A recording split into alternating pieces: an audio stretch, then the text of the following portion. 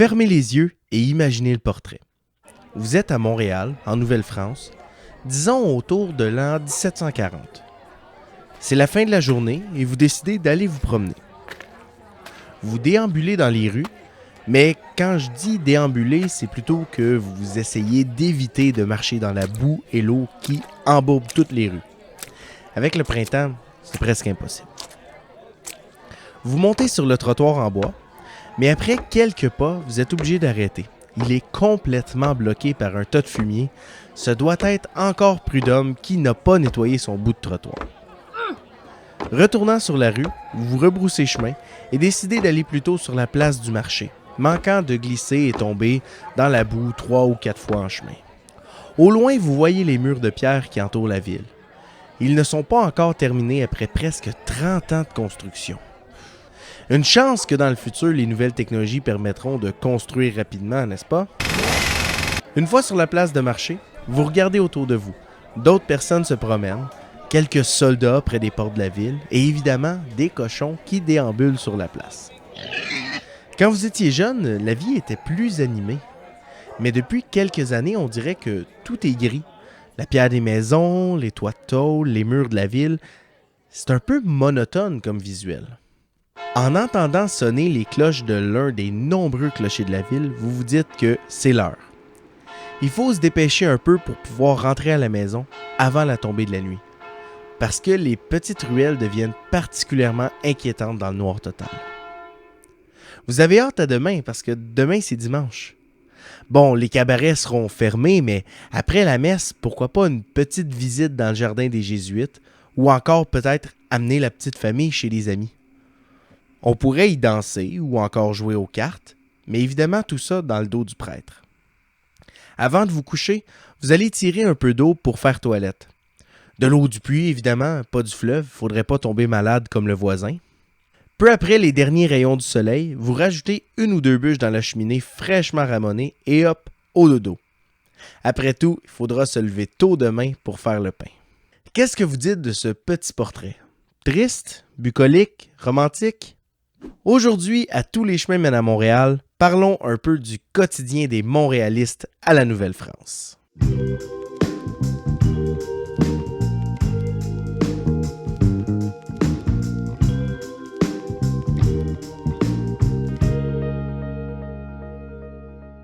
Bonjour à tout le monde, mon nom est Joël Beauchamp-Monfette, animateur de Tous les chemins mènent à Montréal, où nous explorons ensemble l'histoire de cette région dynamique et fascinante. Pour tous ceux et celles qui se joignent à nous pour la première fois, vous pouvez aller écouter les autres épisodes déjà parus pour mieux comprendre le contexte de l'émission d'aujourd'hui. Tous les épisodes sont disponibles sur YouTube et sur toutes vos plateformes de balado-diffusion préférées. Et tant qu'à y être, aimez la vidéo, la chaîne, la page Facebook et partagez l'émission à tous les fans d'histoire pour que tout le monde puisse entrer dans l'aventure. Si j'avais une machine à voyager dans le temps, ce serait toute une aventure de retourner à Montréal du temps de la Nouvelle-France. Et pas juste parce que je n'aurais pas mon cellulaire. L'immense majorité des grands points de repère de l'expérience montréalaise n'existent pas encore. En fait, dans ce qui est aujourd'hui le vieux Montréal, seulement 2 bâtiments existent à l'époque de laquelle je parle, c'est-à-dire le Château Ramsay et le Séminaire des Sulpiciens. C'est tout.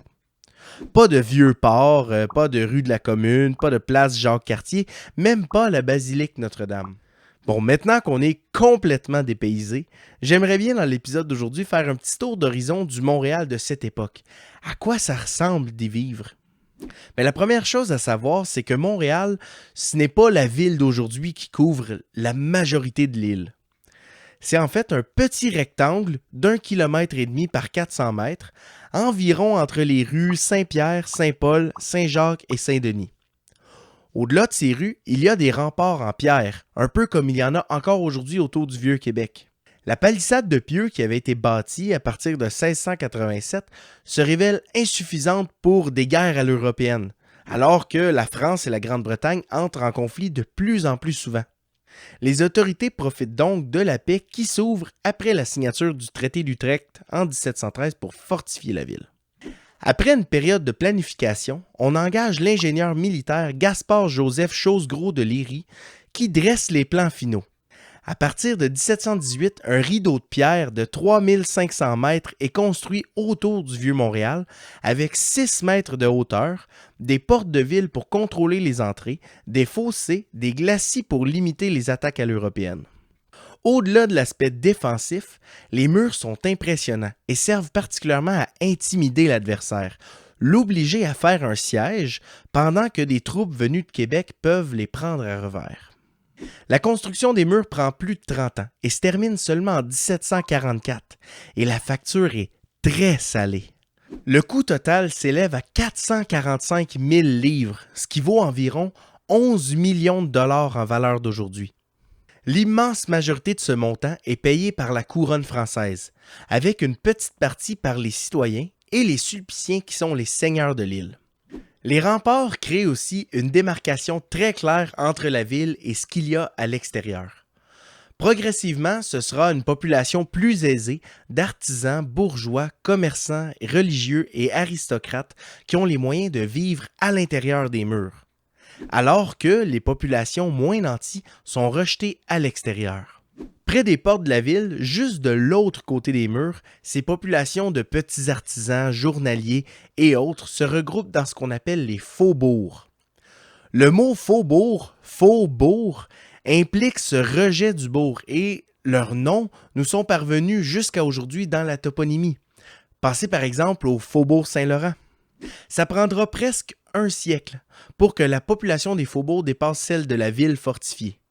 Et avant la conquête, seuls quelques petits noyaux villageois ont commencé à émerger, comme ceux des Récollets, Saint-Laurent, Québec et Saint-Louis. En s'éloignant encore des murs de la ville, presque tout le reste de l'île est regroupé dans la seigneurie de Montréal, sous l'autorité du séminaire de Saint-Sulpice. Après la Grande Paix de 1701, l'île a rapidement été peuplée par des familles paysannes. Au milieu du siècle, des villages et paroisses sont répartis sur l'île et même au-delà. C'est le moment où la grande plaine qui entoure Montréal se peuple à grande vitesse. Saint-Laurent, Pointe-aux-Trembles, Île-Jésus, Vaudreuil, La Prairie, Longueuil, Terrebonne et tellement d'autres. Et en fait, c'est les enfants et les petits-enfants des habitants de Montréal qui s'exilent pour trouver de bonnes terres et qui iront habiter ces paroisses et ces villages. Pour Montréal, ça implique que la population cesse peu à peu de grandir, alors que les jeunes familles s'en vont. Si Montréal est loin derrière Québec en importance, le gouvernement de Montréal gère toute la plaine environnante sur les deux rives du Saint-Laurent jusqu'à Berthier et Sorel à l'est.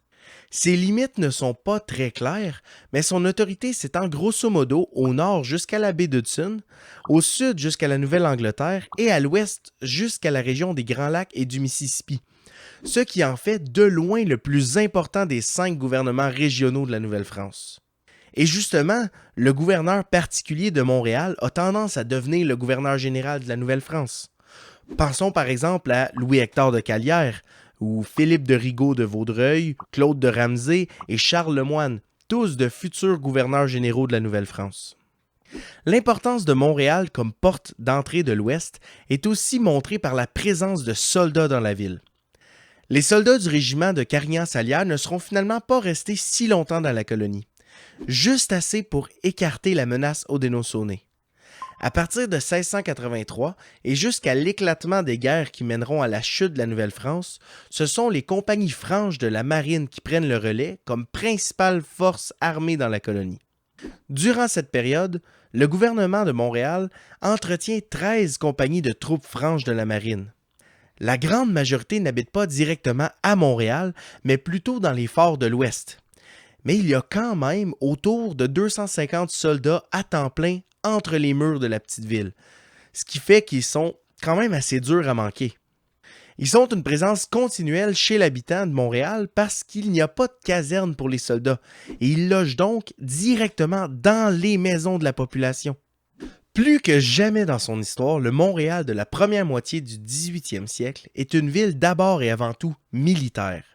Elle est à la fois un centre d'approvisionnement des troupes et des nombreux forts de l'Ouest, mais aussi un centre logistique pour les opérations militaires vers le cœur du continent.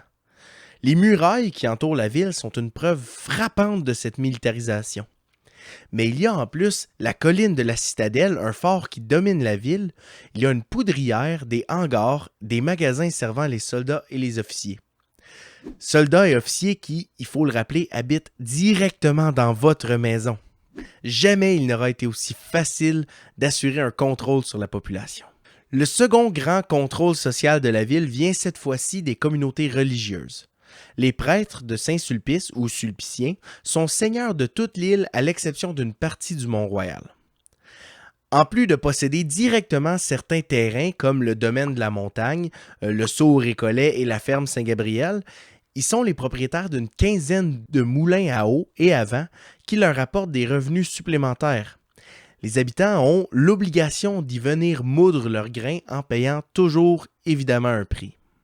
D'autres communautés religieuses occupent des espaces à Montréal et distribuent des services à la population.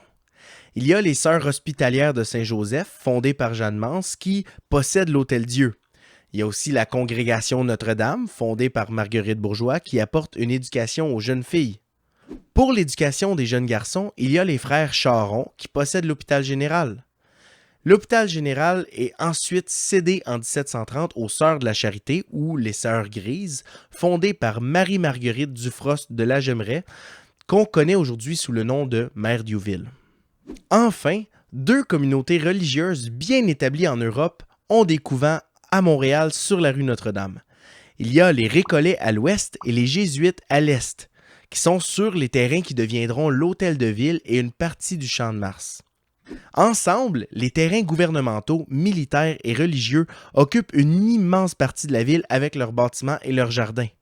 En fait, à partir des années 1720, la forme générale du vieux Montréal, mais aussi certains de ses principaux traits, vont nous rester jusqu'à aujourd'hui, comme une ville en pierre, laissée pour le prestige des groupes dominants de la société. Un premier élément transformateur arrive dès 1721 sous la forme d'un grand incendie. Le 19 juin, un arquebusier décide de célébrer la fête Dieu en tirant un coup de feu dans les airs. Pas de chance, le coup frappe la toiture en bardeaux de cèdre de l'Hôtel-Dieu et le feu détruit 112 maisons, laissant autant de familles à la rue. Les incendies sont monnaie courante dans la ville, surtout l'hiver alors que les maisons faites de bois sont une proie facile pour les flammes. Les autorités réagissent et décrètent une série de règlements pour réduire les chances d'incendie. Désormais, les seuls matériaux acceptables pour la maison sont la pierre pour les murs et le fer blanc pour le toit. Parlant du toit, il devra désormais être muni de murs coupe-feu entre les maisons, d'une échelle pour accéder facilement au toit et la cheminée devra être inspectée et ramonnée régulièrement. Tout ça donne un look plutôt froid et sobre à Montréal et les premiers touristes et voyageurs soulignent à quel point la ville est grise. Autre point, l'obligation de rebâtir avec des matériaux coûteux comme la pierre repousse les familles moins nanties vers les faubourgs où ces interdictions ne s'appliquent pas. Progressivement, on a donc deux villes dans la ville. Une qui est à l'intérieur des murailles où l'élite marchande et institutionnelle habite les lots prestigieux et bien bâtis, et l'autre à l'extérieur des murailles où les moins nantis s'entassent dans des maisons qui sont pas tellement au-dessus du niveau de la simple cabane. Bien que ces mesures atténuent le risque d'incendie, Montréal n'a pas fini de brûler, loin de là. Seulement 13 ans plus tard, en 1734, un nouvel incendie ravage encore une fois le même secteur, détruisant une seconde fois l'Hôtel-Dieu. C'est l'incendie duquel j'ai parlé au dernier épisode, celui menant à la condamnation à mort de Marie-Joseph Angélique, une esclave noire. Et 20 ans plus tard, en 1754, un autre incendie important voit 46 maisons et la chapelle Notre-Dame de Bon-Secours partir en fumée. Nous avons d'ailleurs tourné un épisode sur le site archéologique de cette chapelle que vous pouvez aller voir en cliquant dans le lien que je mettrai en bas dans la description. Pour revenir à cet épisode-ci, une des raisons qui explique les grands dommages causés par les incendies, c'est que contrairement à ce qu'on pourrait penser, l'accès à l'eau n'est pas si facile à l'époque française.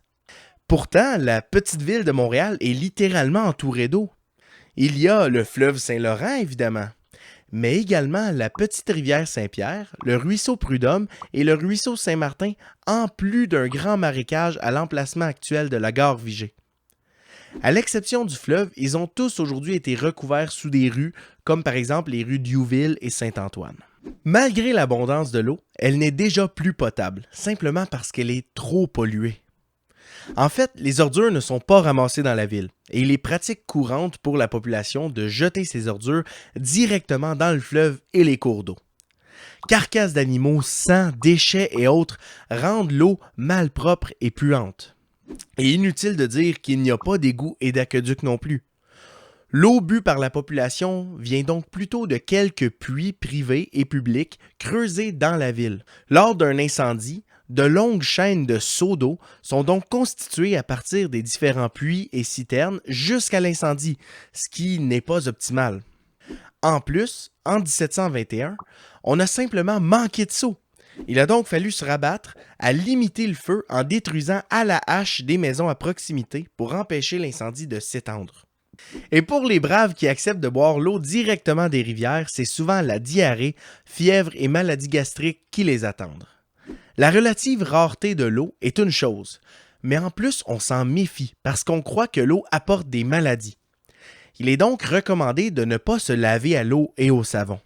On devrait plutôt utiliser des poudres et des parfums pour assécher et cacher l'odeur. Et pour les dents, c'est la même chose. Il est recommandé de frotter avec les doigts ou un tissu sec, puisque l'eau pourrait faire tomber les dents, à ce qu'on croit. Aussi, pensez aux aristocrates avec leurs grandes perruques blanches. Celle-ci sert à cacher les cheveux gras et couverts de poux parce qu'on ne se lave pas les cheveux à l'eau non plus. Bref, vous l'aurez compris, la crainte de l'eau oblige à cacher la mauvaise hygiène derrière une foule de petits trucs. Malheureusement, on ne peut pas se cacher de la maladie qui est en plus empirée par cette mauvaise hygiène. Les problèmes de peau, vermine, furoncles et abcès abondent dans la population. Mais ce n'est pas le pire et les épidémies sont une constante dans la ville. La variole est certainement la pire maladie à Montréal avant l'avènement de la variolisation, l'ancêtre des vaccins. En 1703, 8% de la population de Montréal en succombe en seulement 2 mois, dont le gouverneur général Calière. Mais d'autres épidémies suivent tous les 7 ou 8 ans, comme par exemple la grippe et la varicelle. Le fait de ne pas se laver et de fuir l'eau est certainement une des raisons importantes pour expliquer ces épidémies, mais la réalité c'est que l'environnement urbain lui-même est extrêmement insalubre. Les rues sont purement et simplement des égouts à ciel ouvert. Il n'y a pas de toilettes encore dans les maisons, et si certains ont une bécosse à l'arrière dans la cour, pour plusieurs, la toilette c'est la rue. Et on ne parle pas d'une rue asphaltée, facilement nettoyée dès la première pluie, non. Les rues sont en fait simplement de la terre battue qui devient de la boue dès qu'il pleut et durant près de 6 mois par année à l'automne et au printemps. Et il faut ajouter à ça le fumier des animaux, parce que même dans la ville, il est normal de faire l'élevage de cochons, de poules, vaches, chevaux sur les terrains et aussi dans la rue. Les habitants sont tenus de nettoyer la rue devant leur maison, mais en réalité, peu de personnes le font. Et la majorité empire le problème en y ajoutant ses propres ordures. Il y a peu de chevaux à Montréal à l'époque française, et pour se déplacer, on compte d'abord et avant tout sur ses pieds. C'est donc facile de comprendre que la combinaison déplacement à pied et rue boueuse ne fait pas fureur. Dès 1706, les habitants de Montréal sont obligés de fabriquer des trottoirs en bois le long de leur maison. S'ils sont généralement construits, les trottoirs sont peu entretenus par la population, au point qu'il n'est pas rare de voir quelqu'un passer au travers du trottoir et se casser la cheville. Et bon, un trottoir, c'est bien beau, mais comme la rue, il est souvent encombré de tas d'ordures, de fumier ou de matériaux de construction. Et même lorsque ce n'est pas le cas, les escaliers des maisons, les carrés de cave et les enseignes qui pendent des portes sont d'autres façons de rendre le trottoir simplement impraticable. Malgré toutes ces difficultés, la rue reste le lieu de rencontre entre tous et chacun, libres ou esclaves, hommes ou femmes, jeunes ou âgés. C'est aussi le lieu du travail pour beaucoup, dans les ateliers, transportant des marchandises ou allant de client en client. À partir de 1720, l'économie montréalaise se diversifie au fur et à mesure que la plaine de Montréal se peuple. C'est sur la place de marché, maintenant devenue la place royale, que transitent les surplus agricoles des régions environnantes. Mais Montréal est aussi le principal centre de services pour toute la région. On y trouve un peu de tout ce que le Canada a besoin. Pour cette raison, presque la moitié de la population de la ville travaille dans le milieu des services, officiers, notaires, domestiques ou autres. En particulier, Montréal étant un point central de transit et de commerce, on trouve près d'une trentaine de cabarets et auberges, soit une auberge ou cabaret par 15 à 30 personnes. Les auberges servent généralement une population marchande et de passage, alors que les cabarets servent surtout la population locale qui vient s'y abreuver presque à chaque jour. Aux côtés du secteur des services, environ le quart de la population active est composée d'artisans. Ici, quand on parle d'artisans, on parle avant l'industrialisation de toute personne qui fabrique un produit, cordonniers, forgerons, couturières et autres. La construction des murailles qui entourent la ville permet d'ailleurs à un nombre élevé de travailleurs dans le secteur de la construction, comme des charpentiers et des maçons, de trouver un emploi à l'année dans l'immense chantier de Montréal. Le reste des travailleurs et travailleuses peuvent être commerçants, journaliers, boulangers, bouchers et plein d'autres. Comme nous en avons parlé au dernier épisode, il est commun de cumuler plus d'un emploi dans la famille en faisant par exemple de la couture, de la bière ou un travail de nourrice. Le plus en vue de ces emplois temporaires reste encore la traite de fourrure par contre. Montréal est encore une ville de fourrure à cette époque et à côté d'un emploi stable, il est fréquent pour des jeunes hommes provenant souvent des campagnes autour de Montréal de descendre en ville pour s'engager au printemps dans des voyages. Les Lemoines, par exemple, engagent chaque année autour de 300 personnes pour faire partie des expéditions dans l'Ouest. Rendu en 1720, Montréal est par contre déclassé par Albany. Même s'il est interdit de traiter avec les 13 colonies, les enclaves autochtones de Ganawagé et Kanesatake permettent de faire transiter les fourrures vers les familles Haudenosaunee restées dans l'État de New York. Les Anglais sont prêts à payer autour du double par fourrure et le marché noir fleurit. En 1741, lors d'une grande perquisition à Montréal, près de 9 maisons sur 10 contiennent des objets d'origine anglaise, montrant l'importance de ce marché illégal. Par contre, pour ce qui est de la culture, la vie montréalaise est on ne peut plus française et européenne. Il faut dire que l'élite montréalaise est souvent constituée de petits nobles français qui sont seulement de passage à Montréal et ne cherchent donc pas nécessairement à se canadianiser. On retrouve donc des loisirs typiquement français à Montréal comme les jeux de cartes et les jeux de hasard, les échecs, les dames et le billard. Répandus dans la population, les promenades et les danses sont autant de façons d'animer joyeusement une fin de soirée. Mais évidemment, hier comme aujourd'hui, l'activité préférée des Montréalistes reste les potins. À table, au marché ou dans la rue, les rumeurs vont de bon train sur telle ou telle personne qui aurait été infidèle, dévergondée ou criminelle. Twitter et Facebook n'ont certainement pas inventé l'art du ragot et de la fausse nouvelle. À partir de 1713, Montréal connaît une longue période de paix qui permet à la ville de prospérer et de se transformer. Comble d'ironie, c'est aussi le moment où la ville apparaît plus militaire que jamais, avec la construction d'une enceinte fortifiée et l'élaboration d'un nouveau rôle en tant que place forte pour protéger le cœur de la colonie. La paix permet de développer toute la plaine de Montréal qui devient le siège du plus important et populeux gouvernement particulier du Canada. L'enceinte fortifiée crée aussi une démarcation claire entre la ville et les environs qu'on appelle les faubourgs. Alors que l'élite urbaine et les communautés religieuses se concentrent dans la ville, les populations moins nanties sont repoussées à l'extérieur. Mais élite urbaine ne veut pas dire petite ville bucolique où il fait bon vivre. Et personnellement, malgré tout mon amour pour Montréal, je ne vivrais pas à cette époque pour tout l'or du monde. Le Montréal de la Nouvelle-France est insalubre, malodorant, pollué et simplement un bon endroit pour mourir jeune de la variole ou de n'importe quelle autre cause. Malgré ce portrait pas très ragoûtant, une population dynamique y vit, y travaille et s'amuse. Mais bon, toute période de paix a malheureusement une fin. Et au prochain épisode, nous entrons dans la période finale de la Nouvelle-France. Dès 1744, une nouvelle guerre éclate en Europe, mettant fin à cette stabilité et à cette période tranquille. Le nombre de soldats à Montréal se mettra à augmenter très rapidement pour faire face à la peur d'une invasion anglaise provenant des 13 colonies. Mais Montréal est très loin d'être autosuffisante Et comme on l'a vu aujourd'hui, les soldats sont un poids directement sur le dos de l'habitant qui doit les héberger et les nourrir. Et donc, quand le nombre de soldats augmente, l'instabilité alimentaire et sociale se rapproche. J'aimerais en terminant vous inviter à aller aimer la vidéo et notre page YouTube Tous les chemins mènent à Montréal. L'émission est aussi disponible en balado sur Spotify, iTunes et sur toutes vos plateformes de balado-diffusion préférées. C'est seulement le 10e épisode de l'émission et tellement d'autres choses s'en viennent dans les prochains mois. Allez donc nous suivre sur Facebook, Twitter, Instagram et parler de l'émission à vos proches. Chaque partage compte pour faire connaître l'histoire fascinante qui est celle de Montréal. Mon nom est Joël Beauchamp-Monfette pour Tous les chemins mènent à Montréal et on se revoit au prochain épisode. À bientôt.